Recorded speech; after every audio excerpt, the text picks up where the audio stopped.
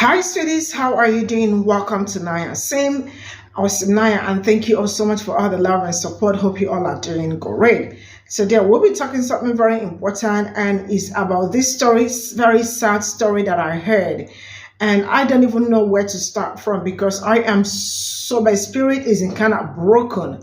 A black young man called the cops, telling them that he might do something not nice to himself. Cops arrived, just kept asking unnecessary questions. Which the questions they asked him, he actually gave them the answer that he might help himself. Instead of them to detain him and take him straight up to the mental health facility and all that, they refused. Left him. He called back again. The same cops arrived again, and when they arrived, he tried to tell them that he does not have anything like Pe0ple and the rest of it. Though he already told them that he has Pe0ple, but that was in his house. But when they arrived, he made it known to them that he was not holding anything and the rest of it. And guess what they did? They disarmed, straight up on his knee. And before they could say Jack, on his chest. That was the end of that young man. So when they did that, they left him there without attending to him. Yeah, for more than 6 hours. So he probably died suffering. And it was his roommate who actually got back from school and saw him there and started raising awareness and all that. That was how people knew what happened. You know what? Let's get into this video. My name is Janae Moncrief. This is my cousin Marquise Rivera. And on August 4th, 2023, in Columbia, Missouri, he was shot and killed by the Columbia, Missouri Police Department. He was only 22 years old, and he was calling the Columbia, Missouri Police Department for help. Yesterday, my family received word from the prosecutor that they will not be pressing charges on the cops that murdered him. If you don't already know, his younger sister Kati, my cousin Kati, I will post her the link to her page in the caption of this video. She has been making videos with some of the body cam footage from the day of the incident, and that is all on her TikTok page as well as her Instagram page for that information. But if you aren't aware of his story or haven't heard his story before, I'm going to be sharing that here. Marquise was calling the police department that day with a mental health crisis. He had called the police department and told them he had planned on harming himself. And they sent the police over to his apartment where he was staying, and he was staying in an off-campus apartment near the university that's there. 2 officers arrived on the scene. There were no paramedics at all. It was just the officers that arrived on the scene.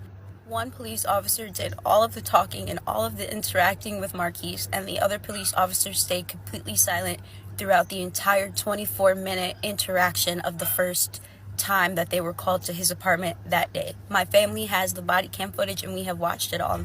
Marquise is sitting in a lawn chair, no shirt on, red shorts, slides, minding his business, and the officer approaches him and asks him if he was Marquise and if he had any intention of harming himself, if he was having any bad thoughts. Marquise told the officer that he was having bad thoughts and that he did have an intention to hurt himself. The officer then proceeded to ask him, well, what are you going to do when we leave from here? What's your plan? How are you going to do this to yourself? Marquise, being how he is, wasn't going to just give that information to the police officers, so he just stayed silent and did not respond to them when they asked him questions like that. But every single time of the 3 times the officer asked him if he had an intent to harm himself or someone else, he did say yes. During this conversation, he was unable to get Marquise's last name, and asked Marquise if there was anybody who could come and sit with him to be with him while he was going through this hard time. Marquise then pulled up the contact of his ex-girlfriend, whom they had just recently broken up, and gave it to the police officers for them to call and use her number. The same officer that was doing all of the talking and interacting with Marquise took the ex-girlfriend's number and returned to his squad car to call her. And while he stayed in the squad car to make his calls, His partner had stayed out there with Marquise the whole time. Not one time did he speak to him. He stayed there and looked at him and stared at him the entire time his partner was in that squad car.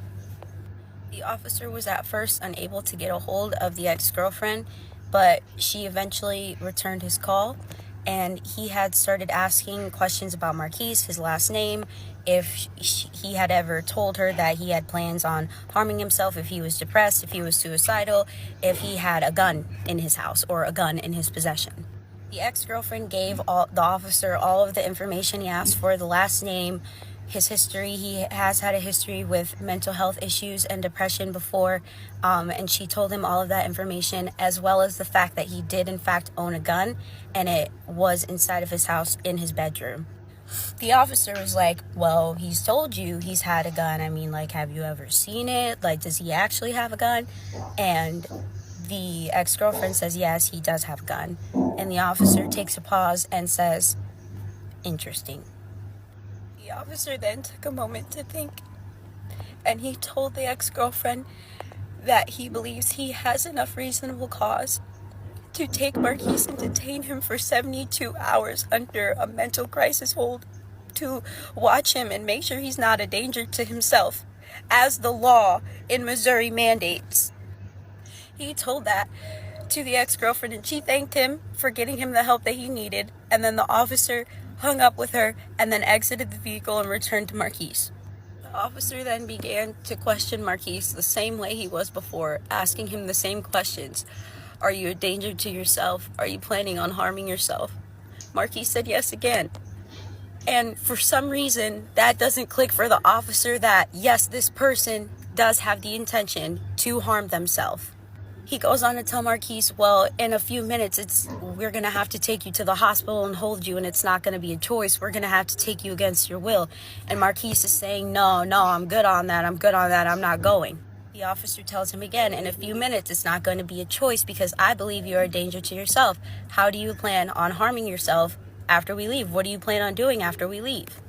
At this point in time, Marquise is fed up and irritated. He has sat through 20 minutes of this police officer asking him the same question over and over again, and he's given him the same answer over and over again. He wanted the help. He told him he was a danger to himself. So at this point, it was clear to Marquise that the officer wasn't going to change anything he was saying or doing. So Marquise then said, no, I'm not a danger to myself. I'm good. I'm fine. I'm chilling here, sitting here.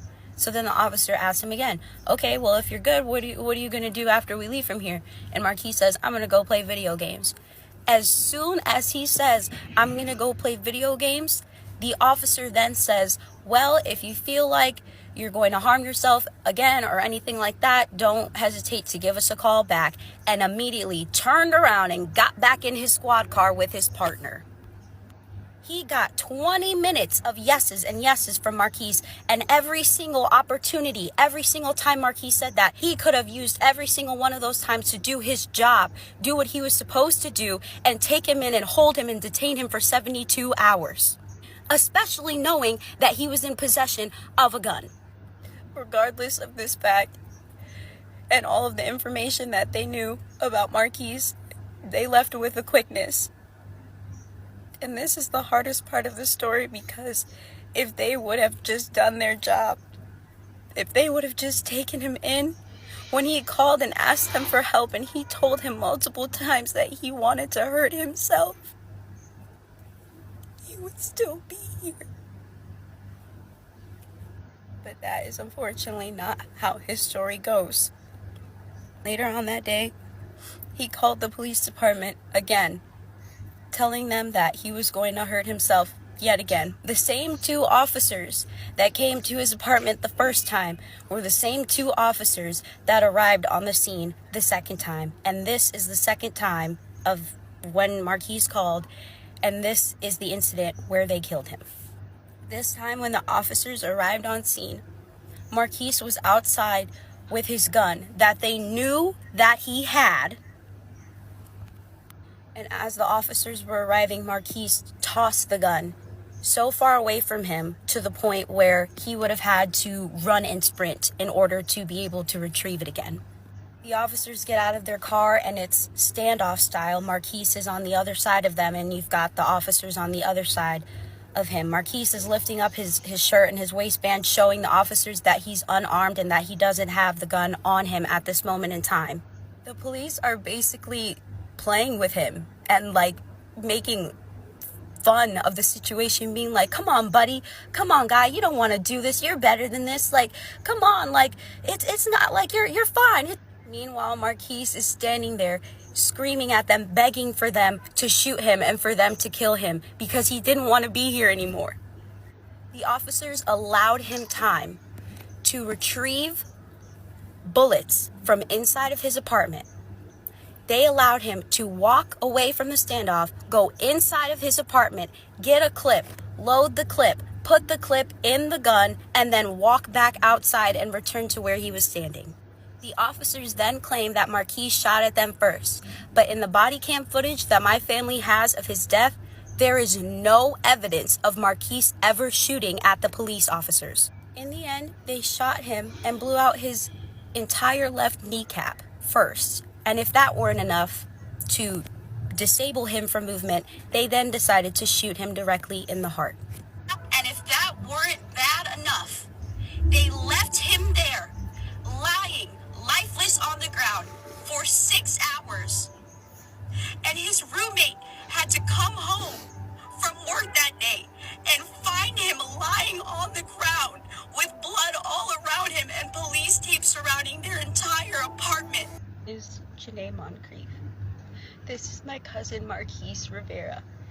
Today would have been Trayvon Martin's 29th birthday, and it's always been really important to me to learn about who Trayvon was on his birthday, what his goals were, what he was like, what he had taken away from him when he was murdered by G0t.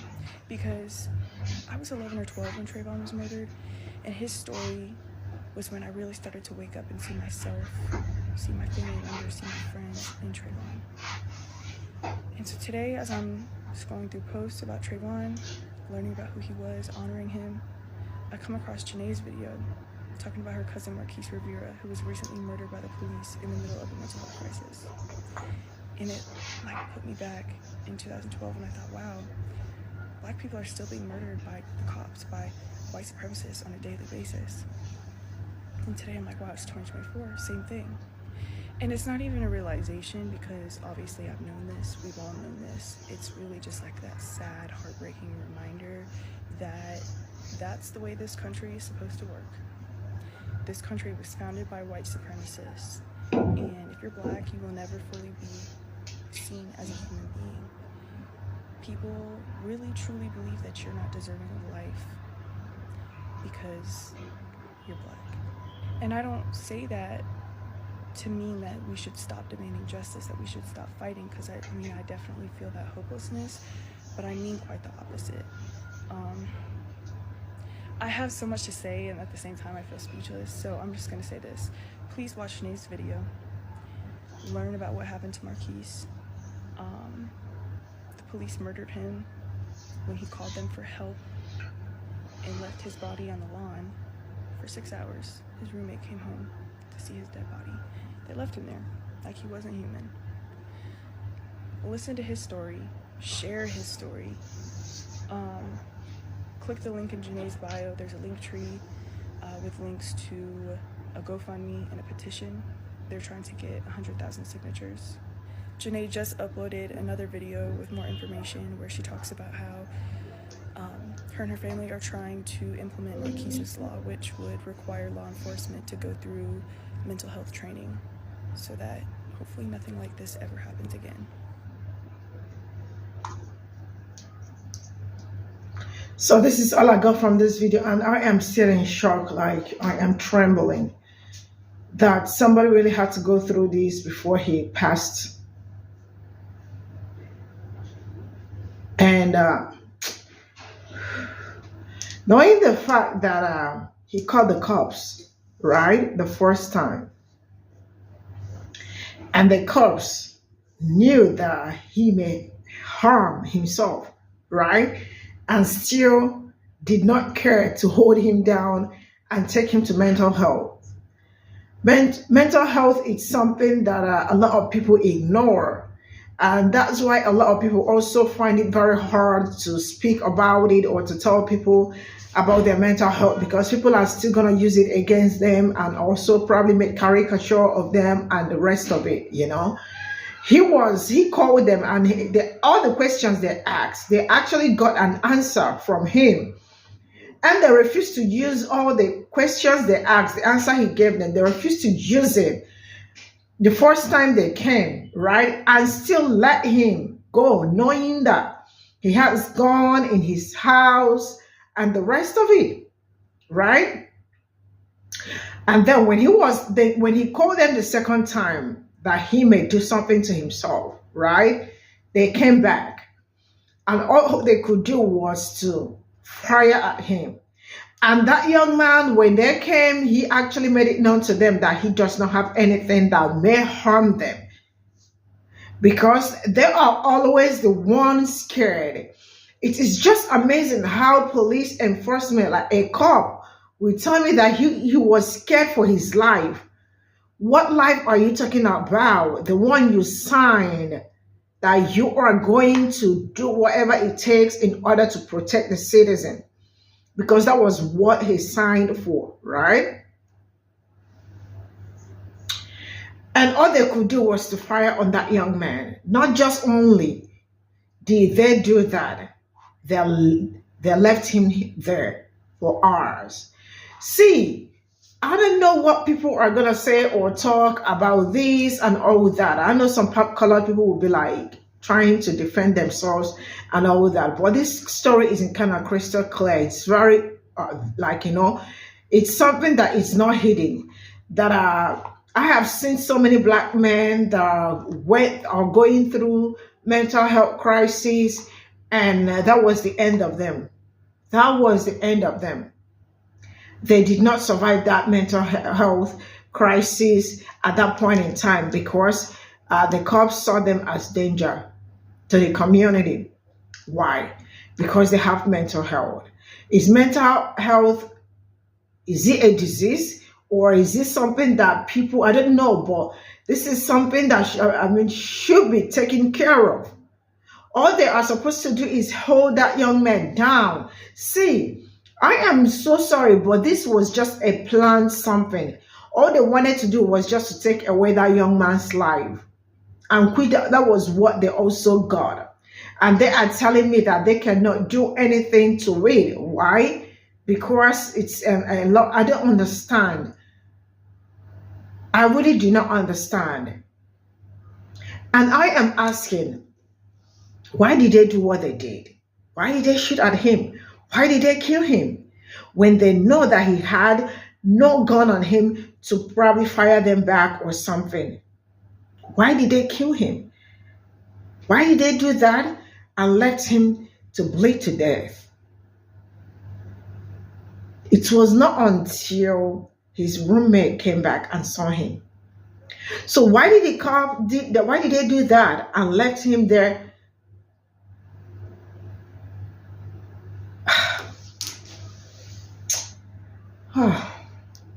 When we talk about police brutality, people say we are making things up. Black people are making things up. Black people are not making anything up. All these are the things that are happening. They are happening, and people are sharing their experiences. Then it looks like people are being crazy, or black people love to complain. It is not complaining. It is them coming out every day to share with the world what they have been saying and what they have been going through all these years, right? Look at the way they cut short that young man's life, and that is the end of it. They lied at the same time, saying that he fired at them the first time, when the body cam footage did not show anything like that. The body cam showed that they were the one that fired at him and disarmed him, or on his knee, and then before straight to the heart, because they knew straight to the heart he was not going to survive it. But I really want to know, why did they shoot at him? And Oh, see you all in my next video. Bye for now.